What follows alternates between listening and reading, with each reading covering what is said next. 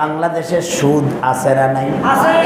এটা শুধু যে তারা হুজুর হেতাগোলাই গুণা, যে তারা অন্য দল করে হেতাগোলাই গুণা ন।